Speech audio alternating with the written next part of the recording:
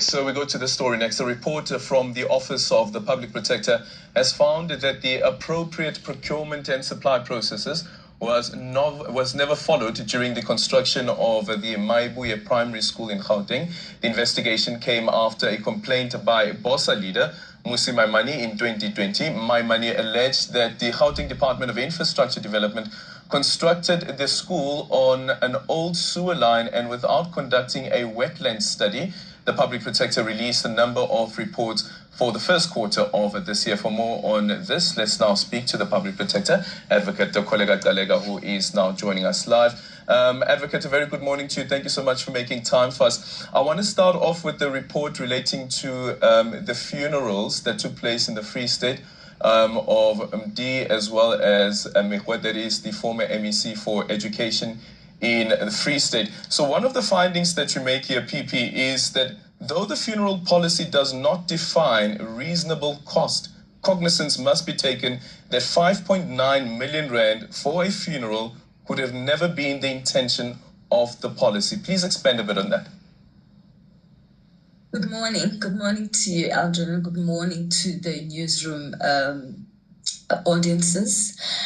Indeed, we found that the 5.9 million is really not in line with the reasonable costs that are stipulated in the funeral policy that need to be taken into account when either a state funeral or a provincial funeral, differently categorized, is being procured for in line with the state laws, the financial laws, the PFMA in particular. And there's several case law as well that we have looked into. I mean, reasonable cost means that what is necessary, and we also need to take into account that this is public funds that this funeral is being paid with, and therefore it has to be treated with the necessary care and the fiscal prudence that is required.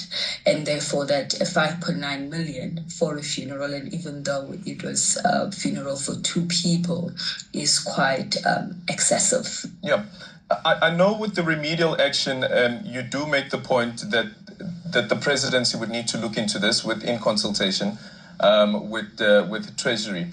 But then how do you determine what reasonable costs really mean? The policy itself outlines that it should be the coffin, the mortuary fees, the necessary meals for the state dignitaries, for the family. So even the policy outlines the necessities that are supposed to have been procured in this respect. And in respect of this matter, the officials went further to get services of different musicians, roses worth over 75,000 rands, and so forth. So even the specs themselves, which were ultimately amended after the initial RFQ, show that there's excessiveness that they embarked on in respect of this funeral, and therefore it cannot be within the confines of the policy of reasonableness. Yep. Do you determine that we would be able to deal with that particular aspect in terms of what the limitations should be by merely setting up legislation, or should we have something like, for instance, the Remuneration Commission that has a yearly update in terms of an increase in by percentage for office bearers? Should we envisage it that way? Well, what our remedial action basically says is that, look, since this is part of the specs available for certain categories of people for the state to actually bury them, then the presidency must, in consultation with the National Treasury, actually give an actual amount. I mean, this has been done in other factors within the state where basically they make an assessment in the industry of what a reasonable cost is of a funeral and actually give a stipulated amount. It can obviously increase because of inflation from year to year, but we are at a point where the actual amount is needed. If you remember, even the Mandela funeral, there's a lot of excessiveness that was embarked on procurement in that, and the public protector also issued a report in that respect. So I think this has actually shown that there's no deterrence if there's no actual amount that has been stipulated in this regard. Yeah. And finally, I know that you didn't look at this particular question, but do you think that there is a need for transparency around how official funerals or state funerals are conferred on an individual? Of course, there is, because if you look into this particular matter, you find that the Free State government went on to confer a state funeral out of their own accord without following any law or policy onto the police official who was the protector to the MEC. And yes, it was out of humanitarian reasons, as they stipulate, and we are quite cognizant to that and actually quite empathetic. However, there's laws that need to be followed, and if you are offering a donation, there are prescripts, that actually govern that aspect of donations, which actually limits it to 100,000 rands. And further, that if you go more than that, there has to be a report taken to the legislature, and it needs to be approved from that level. And in this instance, it was not done. And the cost went much more than what a donation would require. So definitely I agree with you that there needs to be transparency in that regard. Yep. There is also the remedial action in terms of disciplinary processes against some of the officials in the Free State government. But you also make a reference to the copy being provided to the Priority Crime Investigations Unit. And this is, of course, the Hawks that we're speaking about of. Have you come across any evidence that would suggest that there was any criminality involved in how the service providers were procured? Firstly, these are state funds that we are referring to, and there's a reasonable suspicion, that this is not just an excessiveness. I mean, we've seen the patterns in other procurement matters within the state where exorbitant amounts are being paid to the service provider. And in this respect, we feel that the Hawks must have a look at it, because 5.9 million for a funeral really cannot be a reasonable cost. And it is in that respect really that we are making the referral to the Hawks to actually look more into the finances in this respect. And then let's move to Tembisa Hospital, the appointment of the then CEO, Mthunzi, who was appointed as the CEO of the Tembisa Hospital, in the findings that you make there around the irregularity in terms of how he was appointed. Should the panel that have interviewed him, should they have known that there was actually another disciplinary case that was pending from Kopanang Hospital? Should they have known? Indeed, they ought to have known. I mean, he was an internal candidate.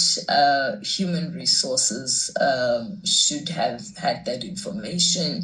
His supervisor was one of the panel members at the time, and there's no way that somebody can be disciplined or even investigated without the knowledge of the supervisors.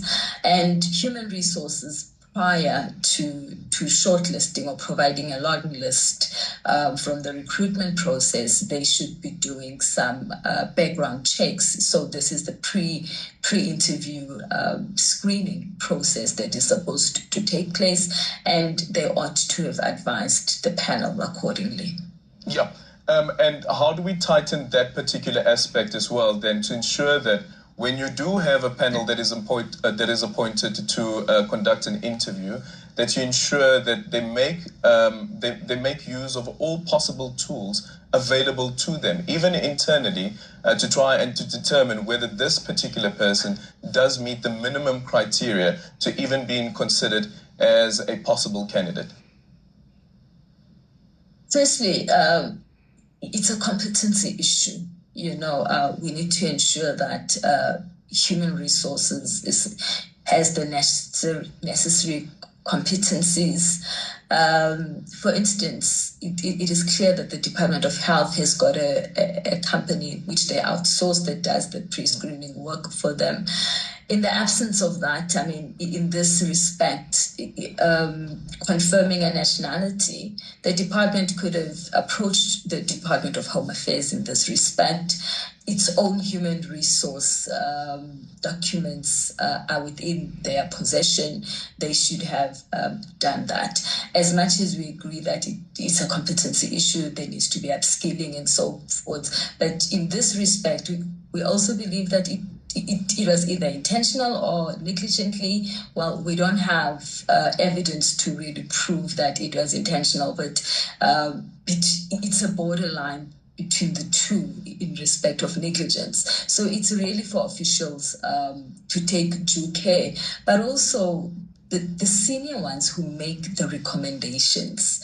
When being provided with the submission, due diligence needs to take place to ensure that all aspects have been covered in this respect. And I mean, in this matter, the Z83 was incorrectly completed and nobody picked it up until they made the recommendation to the MEC. Why was citizenship raised as an issue? Because in the Z83, the candidate indicated that he was non-South African, which upon scrutiny by the public protector indicated that it was a mistake. So even though it was a mistake, but the Z83 was before the human resources, and they should have picked it up, and the panel should have cleared that with him in the interview. Okay, and finally, the report that we spoke about right at the introduction around what happened in Gauteng with the construction of Maibuye Primary School. Your findings there. Why couldn't they pick up that this is actually wetland? The technical assessment was not done prior to them issuing the tender and prior to them actually starting to build on the land, which is really contrary to the legal prescripts. Okay, and now what should happen going forward? Because here 82 million rand was spent on constructing the school. Actually, more than 82 million rand was spent. A further almost 56% more than the actual amount of the tender has further been spent in constructing the school and actually reconstructing it after it had stayed unoccupied for a while. In this instance, because the building is already there. The learners are already occupying part of the building. What we have put in our remedial action is that they need to ensure that they reconstruct in line with some of the reports which were issued that there's certain constructions that need to take place to ensure that the water doesn't come into the school area and it's kept outside of the school facilities to ensure a habitable environment. And further that they need to complete the remaining phase as soon as possible to ensure that the school is fully occupied, but also they need to obtain the necessary license from the Department of Water and Sanitation, which they have not obtained and which they should have obtained before occupancy. Advocate Gcaleka, thank you so much for your time. Quick one, the 7th administration being sworn in today as the office that actually deals with the conduct of members of cabinet. What would you like to say to them today? Basically is that what every state functionary, including those who who are being sworn in is really to uphold the constitution of this country. We are in an unprecedented era in South Africa, but it's what other countries in the world are actually under, which is either it's a coalition or a government of national unity, but the principle and values of our constitution needs to be upheld to the betterment of the lives of our people. So it is the people of South Africa that need to come first in whichever arrangement there is, and as they take up offices, to really observe the laws and the governance prescripts of this country. Thank you so much for your time. That is the Public Protector of the country, Advocate Kholeka Gcaleka. We're going to take a quick ad break, and when we come back, Andy has the latest in sports. Stay tuned.